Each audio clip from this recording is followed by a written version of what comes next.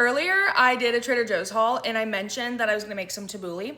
So here is my mother-in-law's tabbouleh recipe. My mother-in-law's recipe is from a cookbook and here is the recipe. But we don't really do it exactly how she does it, so I'm gonna show you how I make mine. Starting off, you will need a big bowl so you can mix everything together. Here I have 1.5 cups of dry couscous, which equivalates to about 4.5 cups of cooked couscous. You're gonna put that in the bowl. Once you have it in the bowl, I like to just break a little bit of the big pieces apart. Then I'm going to add 1 cup of parsley. This is a cup, so I'm doing a little bit less. Then I have about 1/2 cup of cucumbers, and then I just dice those up. And then I have about 10 to 15 mint leaves.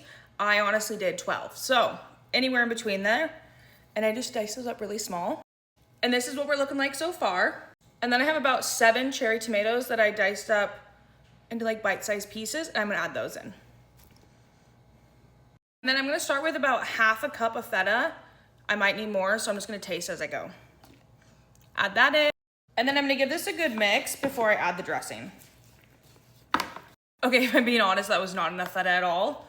I have about 1/2 a container left. I'm gonna do about 1/4 of this. So this is how much is left in my container. I sometimes add red onion, sometimes don't.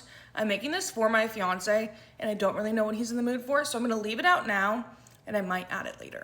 Next, we need to add some lemon. And the recipe calls for about 1/4 of a cup. We like it pretty lemony, so I'm just gonna go until I feel like it's lemony enough. Now, after adding the lemon, I'm going to add 1/4 cup of olive oil. And I am going to add my 3rd lemon. The thing about this recipe is you want it to be minty enough and you want it to be lemony enough. And because I think no recipe is complete without a little salt and pepper.